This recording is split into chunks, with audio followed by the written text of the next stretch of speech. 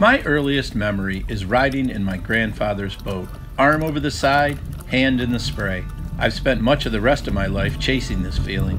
All of that has led to this, the wooden boat experience. Episode 16 is a bit of a hodgepodge. Between my broken foot, the weather, and other stuff, my schedule isn't what I normally deal with. But spring is coming, and the boat shed is getting warmer, as I was out there today, and it felt pretty good. Things are moving forward, and this week we'll be covering the cylinder heads from the 283 for Miss Chippewa, a skiff restoration that I finished, some white oak being processed for Unbeknownst, a visit to see a rare marine engine, and our roving reporter, Gary Green, roved all the way across his yard to film an update on the Lyman he took home from here. Let's get to it. So, Bill, what are you going to look for? Describe what you're going to look for here. I'm just going to remove the valve and feel the tolerance in the guide. Okay. And just look at the back side of the valve as far as how it's striking and seating. Okay. Presently. How does what's in here look to you? Even running, and you're not burning a lot of oil. Okay. You know, this being the exhaust valve, it's there's no oil deposits on it.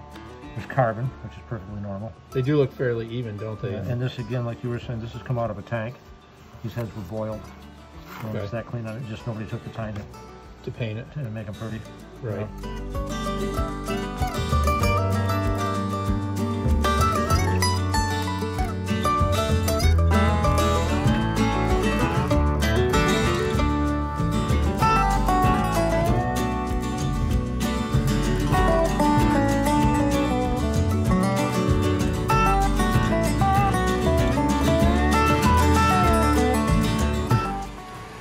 Once again, let me go back in. Now, that's got play that way.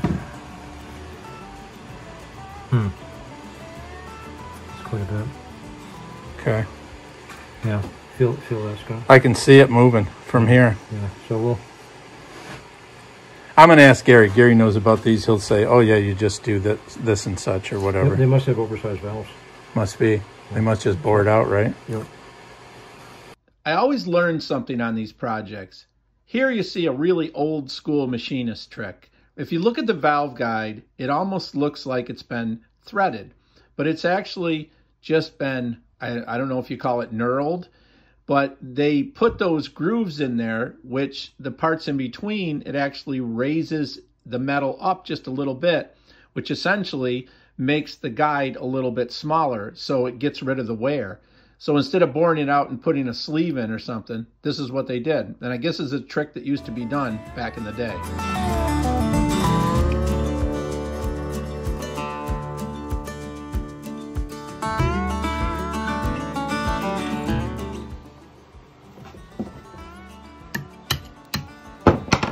Just a kiss like that. Go ahead and take the magnet, Scott, and grab that so I can keep both hands on what I'm doing.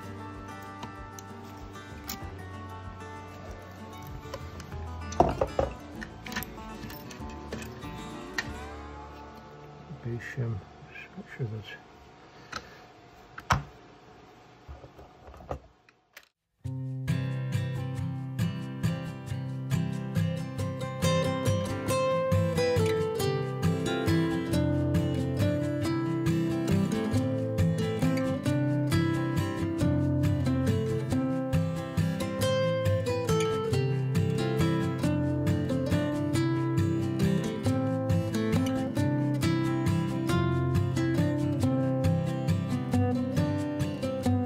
This fiberglass hulled skiff has wood everywhere else.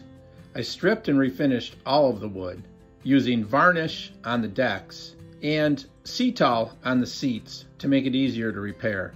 I sealed the gaps to avoid water intrusion, fixed a broken deck frame, created new steam vent white oak combings, made new bows and added snaps to make the cover able to be used in the water, and gel coated the hull interior. This should be good for a while now and looking pretty.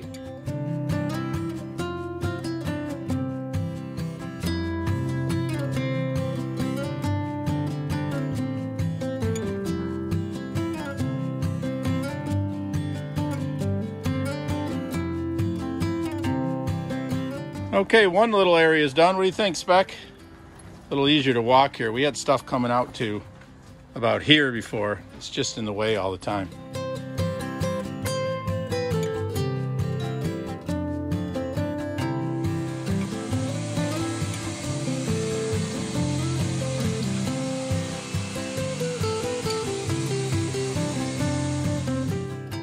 Getting some white oak ready for the center section above the engine on unbeknownst, and that's going to have an arc in it, so I need a pretty wide piece to get the supports out of it.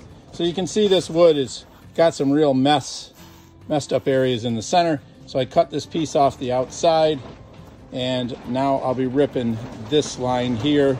It leaves me a 5-inch piece here that I can then rip this way and get 2 pieces out of this width for those supports. A little windy out here today, but it's pretty nice, about 55 in here.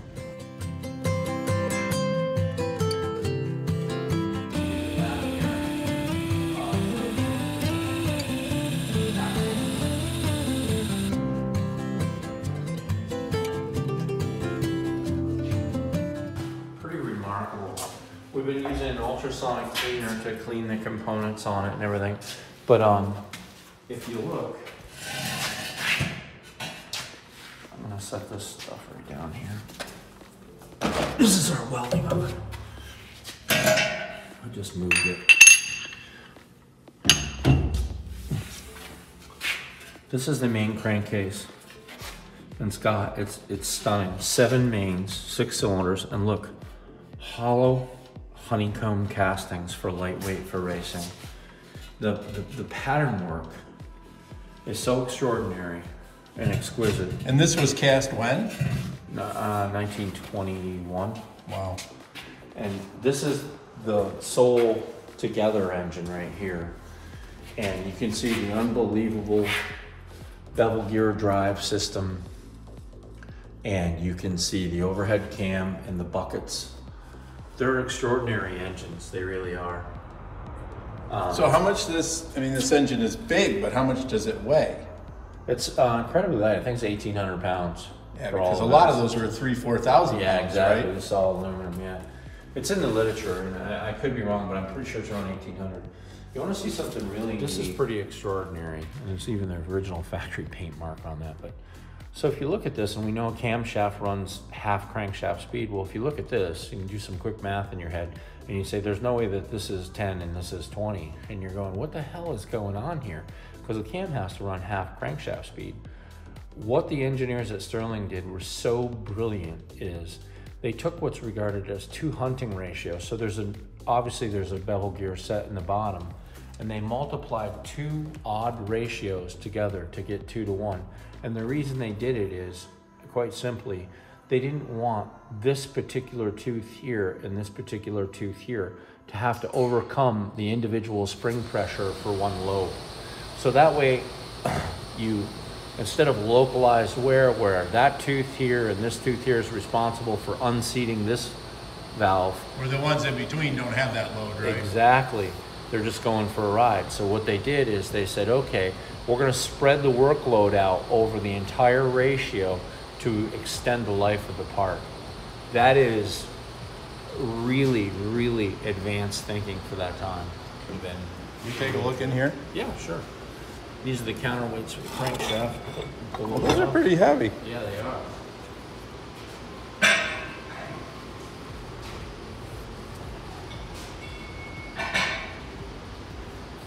We've got it soaking with diesel in it now. I smell a little bit of diesel in there. There's the Sterling proprietary clutch. They made all their own stuff. Of course, 2022 is the Gold Cup year, and we're going to try like heck for September to have that particular Sterling up and running. So it's funny, I just rebuilt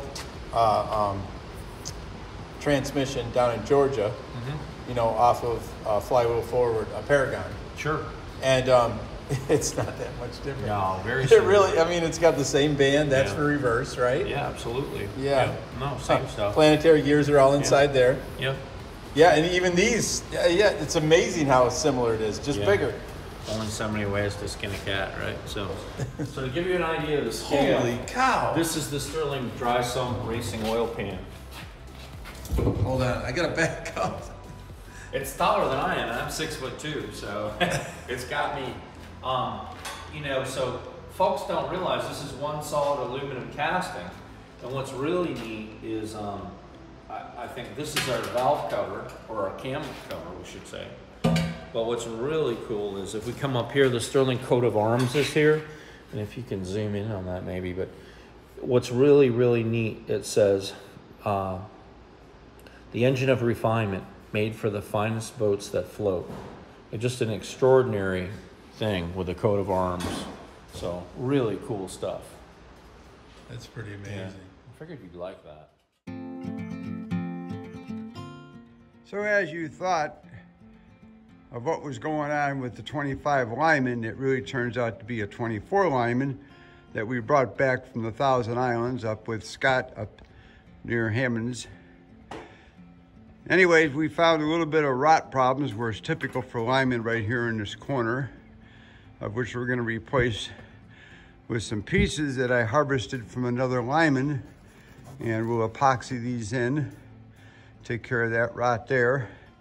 And then we also had a horn right here, of which I took down with a router, and I made this little piece out of a piece of other material, and I'm gonna epoxy that in there. But the rest of the boat's in pretty good shape. And I'll show you some other spots that we gotta repair. And on this side, there was a gouge right here, of which I made a little piece right there, which will get epoxied in here, and these screws will be covered up by a cap rail. A little bit of damage right here where the antenna was. We're gonna fix that right there. And then finally in this back corner back here, this whole area right here was damaged. So I made another piece right here, which is going to get epoxied in here.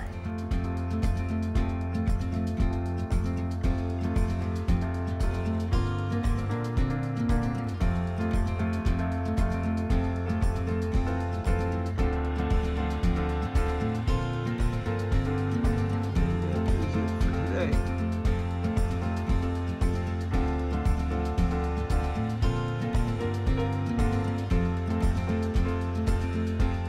First coat of sealer varnish on this thing. Yeah. I'm talking to the video camera, don't say anything obscene. And it actually went on pretty flat. It sealed it up, so we ain't gotta worry about dirt and dust and oil and grease getting into it anymore. And then we'll move back over and start working on the hacker. There we go.